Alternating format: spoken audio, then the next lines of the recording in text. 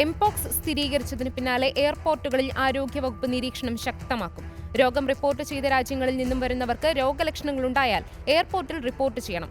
എയർപോർട്ടുകളിൽ group നിരീക്ഷണ സംവിധാനം ഏർപ്പെടുത്തിയിട്ടുണ്ട്. സംസ്ഥാനം നേരത്തെ തന്നെ സ്റ്റാൻഡേർഡ് ഓപ്പറേറ്റിംഗ് പ്രൊസീജിയർ പുറത്തിറക്കിയിരുന്നു. അതനുസരിച്ചുള്ള ഐസൊലേഷൻ, സാമ്പിൾ കളക്ഷൻ, ചികിത്സ എന്നിവയെല്ലാം ഉറപ്പുവരുത്തിയിട്ടുമുണ്ട്. എല്ലാ സർക്കാർ സ്വകാര്യ ആശുപത്രികളും പ്രോട്ടോകോൾ കൃത്യമായി പാലിക്കണമെന്ന് ആരോഗ്യവകുപ്പ് നിർദ്ദേശവും നൽകിയിട്ടുണ്ട്. വിശദമായ വിവരങ്ങളുമായി സിനോജ് തോമസും അഞ്ജന അനിൽകുമാറുമുണ്ട്. ആദ്യം സിനോജിലേക്ക്. Sinoj, very good morning. ഏതായാലും എംപോക്സ് സ്ഥിരീകരിച്ചതിന് പിന്നാലെ സംസ്ഥാനത്ത് കടുത്ത നിയന്ത്രണം തന്നെയാണ്. ഒപ്പം തന്നെ നിരീക്ഷണവും ശക്തമാക്കുമെന്ന് അറിയുന്നു. എന്തെല്ലാം രീതിയിലുള്ള നിർദ്ദേശങ്ങളാണ് ഇപ്പോൾ ആരോഗ്യവകുപ്പ് പുറത്തിറക്കിയിരിക്കുന്നത് സിനോജ്?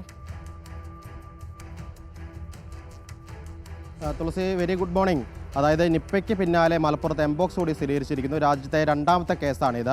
അതായത് ദുബായിൽ നിന്ന് കേരളത്തിലെത്തിയ മലപ്പുറം എടവണ്ണ സ്വദേശിയായ 38 വയസ്സുള്ള യുവാവിനാണ് ഈ രോഗം സ്ഥിരീകരിച്ചിരിക്കുന്നത്. കഴിഞ്ഞ തിങ്കളാഴ്ച രാവിലെയാണ് രോഗലക്ഷണങ്ങളോടുകൂടി മഞ്ചേരി മെഡിക്കൽ കോളേജിൽ ഇദ്ദേഹം അഡ്മിറ്റ് ആകുന്നത്.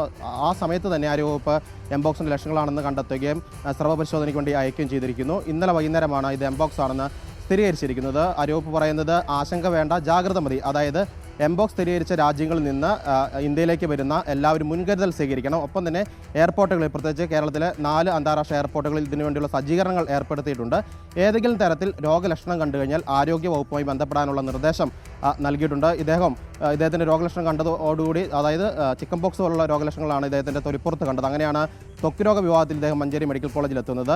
അദ്ദേഹത്തിൻ്റെ റൂട്ട് മാപ്പും ഒപ്പം തന്നെ അദ്ദേഹത്തിൻ്റെ ഈ സമ്പർക്ക പട്ടികയിലുള്ളവരുടെ ലിസ്റ്റും ഉടൻ തന്നെ പുറത്തിറക്കുമെന്ന് ആരോഗ്യവകുപ്പ് ഇന്നലെ അറിയിച്ചിരുന്നു. അതായത് നിപ്പയുടെയും കോവിഡ് കാലത്തൊക്കെ തന്നെ നമ്മൾ ചെയ്തതുപോലെ തന്നെ റൂട്ട് മാപ്പ്, ഇദ്ദേഹം സഞ്ചരിച്ച റൂട്ട് മാപ്പും അവരുടെ സമ്പർക്ക പട്ടികയിലുള്ളവരുടെ ലിസ്റ്റും പുറത്തിറക്കി അവരെ ഐസൊലേഷനിലേക്ക് മാറ്റുമെന്ന് അറിയിച്ചിട്ടുണ്ട്. ഇന്നലെ തന്നെ അവർ ഐസൊലേഷനിലേക്ക് മാറ്റിയിട്ടുണ്ട്. അതായത് സൂചന കിട്ടിയപ്പോൾ മുതൽ തന്നെ ഇദ്ദേഹവുമായി സമ്പർക്കമുള്ളവരെ ഐസൊലേഷനിലേക്ക് മാറ്റിയിട്ടുണ്ട്.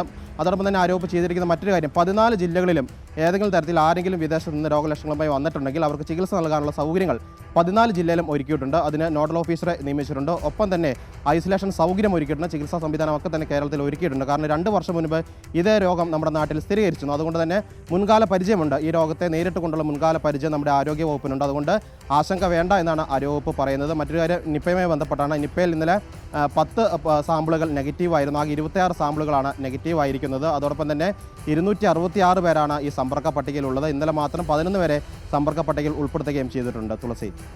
ഓക്കെ, സിനോജ്, അഞ്ജന അനിൽകുമാർ കൂടി ചേരുന്നുണ്ട്. അഞ്ജന, എന്തായാലും ഈ രോഗം റിപ്പോർട്ട് ചെയ്ത രാജ്യങ്ങളിൽ നിന്ന് വരുന്നവർക്ക് കൃത്യമായിട്ടുള്ള രോഗലക്ഷണങ്ങൾ ഉണ്ടോ എന്ന് കണ്ടെത്താൻ, അല്ലെങ്കിൽ എയർപോർട്ടിൽ തന്നെ ഈ കാര്യങ്ങൾ റിപ്പോർട്ട് ചെയ്യണമെന്നൊരു നിർദ്ദേശം എങ്ങനെയാണ് എയർപോർട്ടുകളിൽ ഇതിനുള്ളൊരു സംവിധാനം ഒരുക്കുന്നത്? ഈ നിരീക്ഷണ സംവിധാനം എങ്ങനെയാണ് ഏർപ്പെടുത്തുന്നത്? ഒപ്പം മറ്റു കാര്യങ്ങൾ എങ്ങനെയൊക്കെയാണ് ആരോഗ്യവകുപ്പ് വ്യക്തമാക്കുന്നത്? ഗുഡ് മോർണിംഗ് ശ്രുതി. സംസ്ഥാനത്ത് എംപോക്സ് സ്ഥിരീകരിച്ചതിൻ്റെ ഭാഗമായി കർശനമായ നിയന്ത്രണമാണ് എയർപോർട്ടുകളിൽ ഏർപ്പെടുത്തിയിരിക്കുന്നത്. പ്രത്യേകിച്ചും അന്യരാജ്യങ്ങളിൽ നിന്ന് വരുന്നവർക്ക് ഇതിൻ്റെ ലക്ഷണങ്ങൾ ഉണ്ടെങ്കിൽ തീർച്ചയായും എയർപോർട്ടിൽ തന്നെ റിപ്പോർട്ട് ചെയ്യണം.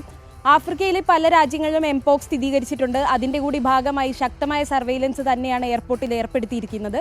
സംസ്ഥാനത്ത് നേരത്തെ തന്നെ സ്റ്റാൻഡേർഡ് ഓപ്പറേറ്റിംഗ് പ്രൊസീജിയർ പുറത്തിറക്കിയിരുന്നു.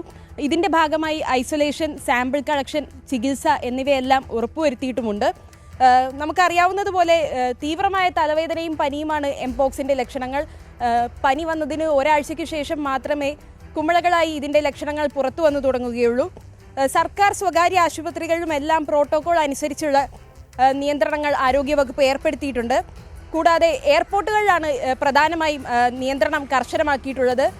കാരണം ഒരുപാട് പേർ മറ്റ് രാജ്യങ്ങളിൽ നിന്നും എല്ലാം വരുന്നതാണ്. അപ്പോൾ അവിടെ നിന്നും ഒരു സമ്പർക്കത്തിനുള്ള അവസ്ഥ ഉണ്ടാവാതിരിക്കാനായി അന്യരാജ്യങ്ങളിൽ നിന്ന് വരുന്നവർ എയർപോർട്ടിലെത്തുമ്പോൾ കർശനമായ നിയന്ത്രണവും അതിനുവേണ്ടി ഗ്രൂപ്പ് നിരീക്ഷണവും തുടങ്ങിയവയെല്ലാം തന്നെ എയർപോർട്ടുകളിൽ ഏർപ്പെടുത്തിയിട്ടുണ്ട്.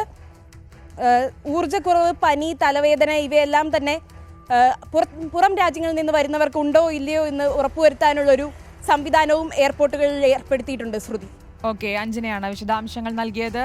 എന്തായാലും ഒരു ജാഗ്രത പാലിക്കുക എന്നുള്ളത് തന്നെയാണ്. എംപോക്സ് സ്ഥിരീകരിച്ചതിന് പിന്നാലെ എയർപോർട്ടുകളിൽ ആരോഗ്യവകുപ്പ് നിരീക്ഷണം ശക്തമാക്കുകയും ചെയ്തിട്ടുണ്ട്. കൃത്യമായിട്ടുള്ള നിരീക്ഷണ സംവിധാനങ്ങളടക്കം എയർപോർട്ടുകളിലടക്കം ഒരുക്കുകയും ചെയ്തിട്ടുണ്ട്.